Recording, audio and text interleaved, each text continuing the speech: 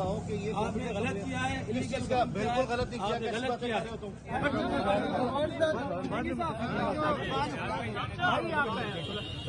अस्सलाम वालेकुम, मैं हूं शाहिद हुसैन और आज हम बात करेंगे यूट्यूबर रजब भट्ट की। कराची की अदालत में तशद्दुद उसके ऊपर किया गया और वो तशद्दुद किया गया है वकीलों की जानिब से। वकील शदीद गुस्से में थे, गुस्से में क्यों थे उस सारी सूरत हाल की बात करेंगे। लेकिन सबसे पहले हम बात करते हैं इस मामले में कि रजब भट्ट के खिलाफ बुनियादी तौर पर मुकदमा क्या था।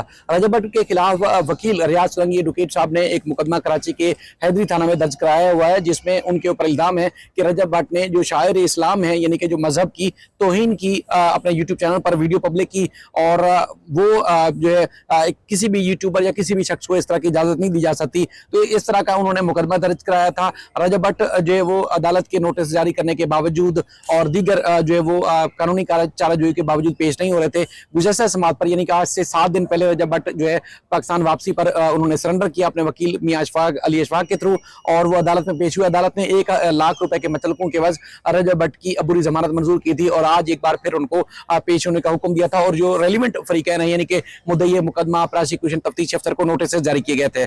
आज चूंकि कराची की सिटी कोर्ट में वकला की जानिब से हड़ताल की गई है और 8 बजे के बाद जो है वो अदालतों की तमाम जो दरवाजे थे वो बंद किए गए थे और किसी भी साहिल को अंदर आने की इजाजत नहीं थी। तो उसी तरह जो है चूंकि रजब भट्ट की पेशी थी, मियां अली अशफाक डिस्ट्रिक्ट साउथ की अदालत से उनके जो वकील है वो पहले अंदर आ गए और एक यूट्यूबर है टिकटॉकर नदीम नानी वाला, वो भी उस तरफ से आ गए। और लेकिन रजब भट्ट जो है वो उसको रास्ता नहीं मालूम था और गेट भी बंद थे, तो उसने कोशिश की कि किसी तरीके से वो भी अदालत के अंदर दाखिल हो।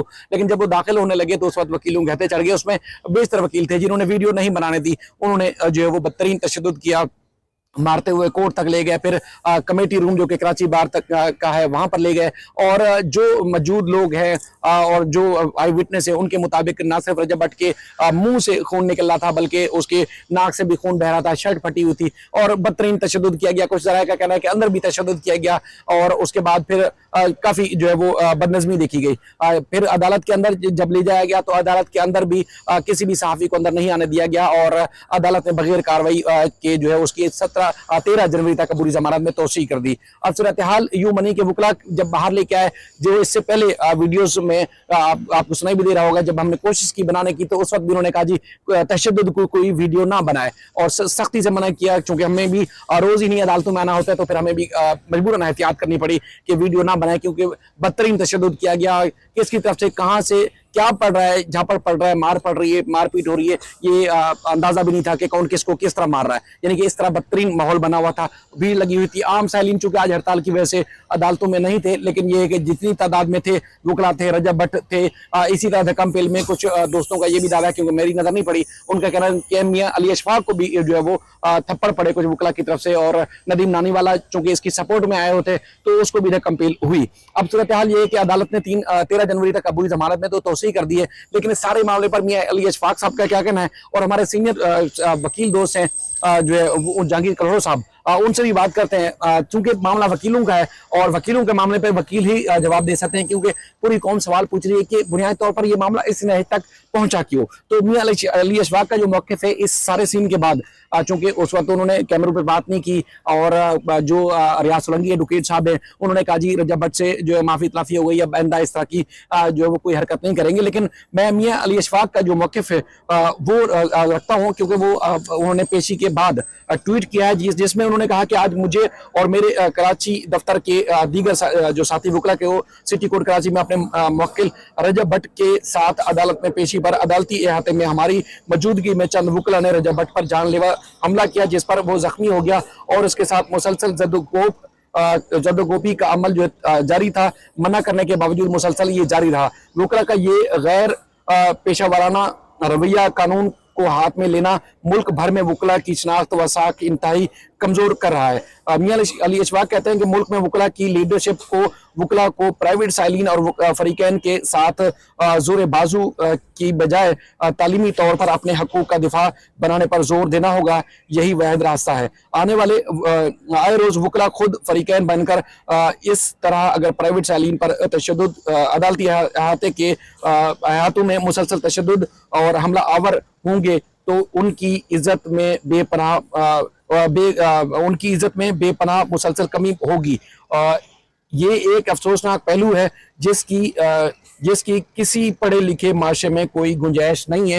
ये मियां अली इशफाक साहब कहते हैं। अब वकला के रवैये के ऊपर जहांगीर कलहड़ साहब क्या कहते हैं। तो जहांगीर साहब, आपने वीडियोस भी देखी किस तरह जो है रजब भट्ट पर तशद्दुद किया गया। यकीनन आयरो सिटी कोर्ट में ये वाकयात होते हैं, आपस में वकील भी लड़ पड़ते हैं, कोई एक फरीक को सपोर्ट कर रहा होता है, कोई दूसरे फरीक को सपोर्ट कर रहा होता है। अब यूट्यूब पे, सोशल मीडिया पे जो आम लड़ाई झगड़े होते हैं वकीलों के दरमियान, वो इतने वायरल नहीं होते, मीडिया की खबरों की जीनत नहीं बनते। लेकिन रजब भट्ट के ऊपर जो कुछ हुआ है, अभी इस वक्त सोशल मीडिया भरा पड़ा है। यानी कि अभी टीवी चैनल्स पर हमने खबर दी ही थी तो हमने देखा कि पूरी दुनिया से रिएक्शन हो रहा है, वकीलों को बुरा भला कहा जा रहा है। तो क्या वकील इस तरह रवैया क्यों इख्तियार करते हैं, जिसमें मियां अली इशफाक साहब ने भी बड़े सख्त गुस्से का इजहार किया है। बिल्कुल शाहिद साहब, ये सिर्फ आज का वाकया नहीं, ये तो बड़ा सेंसिटिव टॉपिक था। लेकिन इससे पहले भी आपने जैसे बात कही, आपने भी जो है कवरेज की होगी डिफरेंट जगह पे, डिफरेंट केसेस में, जहाँ जहाँ जो है मामलात होते हैं, तो ऐसे ही मॉब की शक्ल में हमारे जो है ना वकील दोस्त आ जाते हैं और फिर जो है मारधाड़ करते हैं, धक्का मुक्की करते हैं, और इससे जो है पब्लिक में जो इमेज जाता है वो सारे वकीलों का जाता है। तो मैं इसको क्लियर कर दूं कि हमारी जो है जो भी वकील बरादरी है 99% पढ़ी लिखी है, समझदार है और सोसाइटी की क्रीम समझी जाती है। हम जब पढ़ते थे तो हमें हमारे टीचर्स या हमारे जो अब वो हमारे प्रोफेसर लेक्चरर, अब उसमें most of them high court के जजेस हैं, तो वो यही हमें कहते थे कि ये लॉर्ड्स का पेशा है। लेकिन अगर हम प्रैक्टिकल दुनिया में आए तो ये जैसे आज जो है बड़ा अफसोसनाक वाकया हुआ है, ये भी देखें तो ये इसमें कहीं पे भी मुहज्जिब क्या लॉर्ड्स का पेशा तो दूर की बात, मुहज्जिब अल्फाज भी नहीं कह सकते, बिल्कुल नहीं कर सकते। हाँ, जो भी बंदा है, इवन ही इज मर्डर, या ये एक सेंसिटिव टॉपिक में वो था, लेकिन उसको let him face the trial, या कोर्ट के सामने आप उसको, अगर आपने उसको एफआईआर कटवा दी है, उसने बेल कराई है, तो लेट दी डिसाइड कोर्ट के उसका क्या जो है आगे हो सकता है। अगर ऐसे ही हम जो है सारी चीजें हाथ में ले लेंगे तो फिर हमें और जो है फोर्सेस में, और जैसे मावरा अदालत कत्ल होता था कराची में, बड़ा मशहूर था कुछ साल पहले, और ये नाम लिया जाता था कि मावरा अदालत कत्ल होता है, तो हम भी तो यही कर रहे हैं। हम तो सॉफ्ट मावरा अदालत में सॉफ्ट फेस दिखा रहे हैं। तो ये बड़ा अफसोसनाक वाकया है। आपने भी शायद वो कवरेज किया होगा साद सलमान, जो बेचारा माइनर बच्चा था जिसके साथ जो है रेप हुआ था और फिर उसको कत्ल कर दिया था। उस केस को मैं ही देख रहा था, कंप्लेनेंट की साइड से मैं ही था, तो उसमें भी वकीलों ने यही जो है की थी। और फिर जो है जो अक्यूज्ड है वो पहले तो जो है बिल्कुल खौफ में आ गए थे कि नहीं भाई, ये अभी हमें वकील भी मार रहे हैं तो पुलिस भी हमें ऐसे ही मारेगी। तो उन्होंने जो है उसको उन्होंने डिनाई कर दिया था पहले तो कुछ घंटों के लिए कि भाई हम कन्फेशन नहीं कर रहे। तो यही चीज होती है। आप जो भी हम पढ़े लिखे हैं, हम अगर पुलिस वालों की तरह, फौजियों की तरह, या जो है हम किसी और की तरह अपने ही सारी चीजें हाथ में ले लेंगे, या माजरत के साथ जो है अनपढ़ों की तरह अगर हम सारी चीजें हम ही डिसाइड करेंगे, तो कोर्ट में हम क्यों आते हैं? हम तो इंसाफ, लोगों को इंसाफ दिलवाने आते हैं, हम कानून को हाथ में लेने के लिए नहीं आते। अच्छा, बात चीजों पे रिएक्शन होता है, यकीनन जाती जज्बात भी होते हैं, वो जज्बात दिखाना एक अलग बात है, लेकिन हमारी वकला तंजीमें हैं, वो यकीनन उनका काम ये भी होता होगा कि एजुकेट करें, लोगों को बताएं कि बात चीजें जज्बातियात से काम नहीं ली जाती। कानूनी मामलात की पेचीदगियों को पढ़े लिखे माशरे के एक अहम सतून होने की वजह से हमें उस तरह जो है इस मामले को डील करना चाहिए। तो कराची बार, सिंध हाई कोर्ट बार ये इस तरह करते हैं, क्योंकि सबसे वाकयात यहाँ सिंध में और खासतौर पर कराची में देखने में आते हैं कि आए रोज वकला जो है और तशद्दुद वाकयात में मुलविस देखने में आते हैं, और फिर उसको फिल्माइज भी नहीं होने दिया जाता। आप भी अच्छे से जानते हैं, आज भी रोका गया कि नहीं करो। सर, मैंने पहले ही अर्ज की कि देखें, हम जो है हाईजेक हो चुके हैं, हमारी बार जो है हाईजेक हो चुकी है।